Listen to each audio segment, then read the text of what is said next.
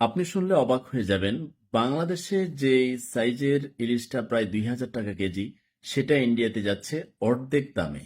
আমরা আরো একটু বিস্তারিত জানার চেষ্টা করি। আজকের পত্রিকার মারফত পড়ছি, আজ বৃহস্পতিবার দুপুরে কাস্টমস বন্দরের আনুষ্ঠানিকতা শেষে বেনাপোল বন্দর দিয়ে ৪টি চালানে ৪ ট্রাকে ১২ মেট্রিক টন ইলিশ ভারতের পেট্রাপোল বন্দরে প্রবেশ করে। ইলিশের রপ্তানিকারক প্রতিষ্ঠান হলো বাংলাদেশের জেএস এন্টারপ্রাইজ, সাজ্জাদ এন্টারপ্রাইজ ও স্বর্ণালী এন্টারপ্রাইজ। ভারতের আমদানিকারক প্রতিষ্ঠান হলো আরজে ইন্টারন্যাশনাল ও কেবিসি ইন্টারন্যাশনাল। দেশের ৪৯ জন রপ্তানিকারককে ২,৪২০ মেট্রিক টন ইলিশ রপ্তানির অনুমতি দেওয়া হয়েছে। শর্ত দেওয়া হয়েছে, আগামী ১৩ অক্টোবরের মধ্যে শেষ করতে হবে রপ্তানি। প্রতি কেজি ইলিশের রপ্তানি মূল্য $১০, যা বাংলাদেশি টাকায় ১১৮০ টাকা। এই যে এখানে ১১৮০ টাকা আছে, ৮০ টাকা না, মানে সম্ভবত ২০ টাকা কম, খুঁজে খুঁজে পাইছি। এই যে ১১৮০ টাকায়, মানে বাংলাদেশের যে সাইজের ইলিশটা আপনি বাজারে গেলে খবর পাবেন, ওই মানে সবচেয়ে খুব ভালো মানের এবং বৃহৎ সাইজের ইলিশটা কেজি ধরা হয়েছে ১১৮০ টাকা। আপনারা জানেন যে ইলিশ দেখা যাচ্ছে যেটা ১.৫ কেজি ওজন, সেটার রেট একরকম, ২ কেজি ওজনের রেট একরকম, আর ১ কেজি একেবারে নিট ৯০০-১,০০০ গ্রাম এরকম, সেটার রেট এক ধরনের।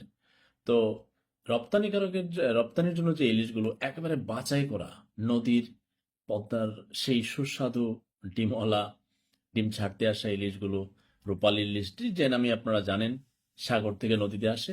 ইন্ডিয়াতে কিন্তু ইলিশ প্রচুর আছে, জাস্ট এটা সাগর থেকে নদীতে আসে ডিম পাড়ার জন্য, ওই ইলিশটার টেস্ট বেশি, এই কারণে তারা নেয়। ইলিশ যে তাদের নেই ব্যাপারটা এরকম না, যেহেতু সমুদ্রের মাছ।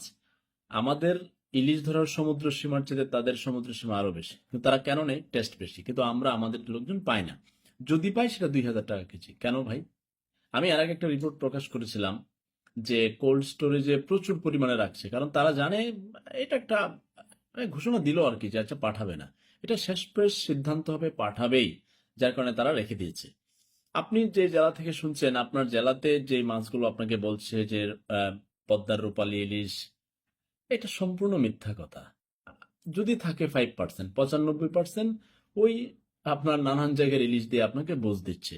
আর অরিজিনাল ডিম পাড়তে আসা টেস্ট ইলিশটা রেখে দেওয়া হয়েছে রপ্তানির জন্য। তার মানে আমরা আমাদের সমুদ্র সীমার বা আমাদের নদীর সেই টেস্ট রূপালিশটা আমরা পাচ্ছি না।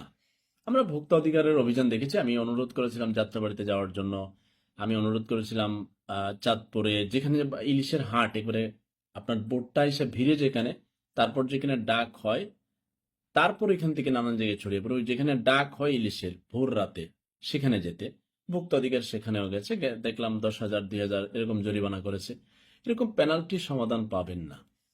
যাক, এরপর ওনারা চেষ্টা করছেন, আন্তরিকভাবে ধন্যবাদ। দুঃখের বিষয়, আমরা ১১৮০ টাকায় পাচ্ছি না, আমরা ২,০০০ টাকায় যেটা খোঁজার চেষ্টা করছি, তারপরেও এটা কতদিন কোল্ড স্টোরেজে ছিল তাও জানি না। একেবারে তরতাজা ইলিশ, সেটা পাওয়ার তো সম্ভাবনাই নেই। কতদিন ছিল তাও জানি না। এটা কি বার্মার ইলিশ নাকি কোন মানে আমরা জানি না। ইলিশ আর কি, ইলিশের বহু প্রকারভেদ আছে, এবং সেটা কি অনেক পরিমাণে আপনার দেওয়া আছে কিনা, ফরমালিন দেওয়া আছে না, কারণ অনেকদিন রেখে গতবারটাই দিছে কিনা আল্লাহ জানে। কিন্তু তরতাজাটা আমরা পাচ্ছি না, এটা আমাদের দুঃখ। জানি না দুঃখ কবে ঘুচবে এবং এই সিন্ডিকেট কবে ভাঙবে। তবে শেষ বলে রাখি, যদি বাঙালি তার সিন্ডিকেট ধরেই রাখে এবং এভাবে মানুষকে শোষণ করতে থাকে ইলিশের নামে, তাহলে একসময় মহান আল্লাহ পাক ওই বাংলাদেশের যে সমুদ্র সীমাতে ইলিশ আছে, এখানে আর দেখবেন ইলিশ নাই। আল্লাহ পাকের বিচার তো আছে, তখন আর খাবি কি? নিজের নিজে হাতাবি। আল্লাহ হাফেজ।